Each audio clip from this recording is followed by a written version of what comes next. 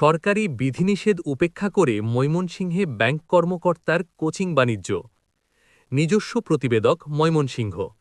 দেশজুড়ে তীব্র জ্বালানি সংকটের মুখে সরকার যখন স্কুল কলেজে অনলাইন ক্লাস চালু এবং সকল কোচিং সেন্টার বন্ধের কঠোর নির্দেশনা দিয়েছে, তখন ময়মনসিংহ নগরীতে ভিন্ন চিত্র। প্রশাসনের চোখ ফাঁকি দিয়ে নগরীর প্রতিটি গলিতে ব্যাঙের ছাতার মতো গজিয়ে ওঠা কোচিং সেন্টারগুলো রীতিমতো সরকারকে বৃদ্ধাঙ্গুলি দেখাচ্ছে। এরই মধ্যে নগরীর সানকিপাড়া এলাকায় এক ব্যাংক কর্মকর্তা ও তার স্ত্রীর পরিচালিত বিশাল কোচিং বাণিজ্যের চাঞ্চল্যকর তথ্য সামনে এসেছে। তীব্র জ্বালানি সংকটের মধ্যেও দিনে রাতে তাদের কোচিং সেন্টারে চলে ৮-১০ টনের এসি। রাষ্ট্রায়ত্ত ব্যাংকের কর্মকর্তা যখন কোচিং সম্রাট। অনুসন্ধানে জানা গেছে সোনালী ব্যাংকের ফুলপুর শাখার কর্মকর্তা শাহানুর ইসলাম তালুকদার শাহান ও তার স্ত্রী মৌসুমী আক্তার নগরীর সানকিপাড়া এলাকায় গড়ে তুলেছেন fast forward cadet and academic coaching. Shahanur ইসলামের স্থায়ী বাড়ি রংপুরের পীরগঞ্জ হলেও কর্মস্থলের সুবাদে ময়মনসিংহে অবস্থান করে তিনি এই রমরমা কোচিং ব্যবসা ফেঁদে বসেছেন। শিক্ষার্থীদের জিম্মি করে লক্ষাধিক টাকার বাণিজ্য। অভিযোগ রয়েছে স্কুল পড়ুয়া কোমলমতি শিক্ষার্থীদের ক্যাডেট ও একাডেমিক প্রস্তুতির প্রলোভন দেখিয়ে জিম্মি করে ফেলেছে এই দম্পতি। স্থানীয়দের দেওয়া তথ্যমতে প্রতি মাসে এই প্রতিষ্ঠানটি থেকে ১০ থেকে ১৫ লাখ টাকা হাতিয়ে নিচ্ছেন তারা। সরকারি চাকুরিজীবী হয়েও প্রকাশ্য দিবালোকে এমন ব্যবসায়িক কার্যক্রম পরিচালনা নিয়ে জনমনে নানা প্রশ্নের উদ্রেক হয়েছে। অর্জিত অবৈধ সম্পদ।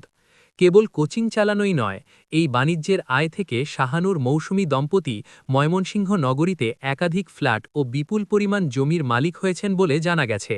সরকারি চাকরির আচরণবিধি তোয়াক্কা না করে এমন লাভজনক ব্যবসায়িক কার্যক্রমে লিপ্ত থাকা সত্ত্বেও এতদিন তারা ধরাছোঁয়ার বাইরেই ছিলেন। প্রশ্ন তুললে হুমকি। রাষ্ট্রায়ত্ত ব্যাংকের একজন দায়িত্বশীল কর্মকর্তা হয়ে কিভাবে আইন অমান্য করে কোচিং ব্যবসা চালাচ্ছেন, এমন প্রশ্ন করা হলে তার স্ত্রী মৌসুমী আক্তার আক্রমণাত্মক আচরণ করেন। সংবাদকর্মীদের পক্ষ থেকে যোগাযোগ করা হলে তিনি সদুত্তর না দিয়ে উল্টো হুমকি-ধুমকি প্রদান করেন বলে অভিযোগ উঠেছে। প্রশাসনের হস্তক্ষেপ কামনা।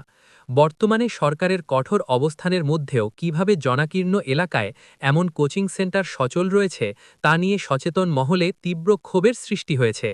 এলাকাবাসী এবং অভিভাবক মহল অবিলম্বে এই অবৈধ কোচিং সেন্টারটি বন্ধ এবং সরকারি বিধি লঙ্ঘনের দায়ে সংশ্লিষ্ট ব্যাংক কর্মকর্তার বিরুদ্ধে শাস্তিমূলক ব্যবস্থা গ্রহণের জন্য প্রশাসনের দৃষ্টি আকর্ষণ করেছেন। এই বিষয়ে ফাস্ট ফরওয়ার্ড ক্যাডেট একাডেমি কোচিংয়ের ডিরেক্টর মৌসুমীর কাছে জানতে তো সব প্রাইভেট কোচিং সেন্টার কি বন্ধ হয়েছে?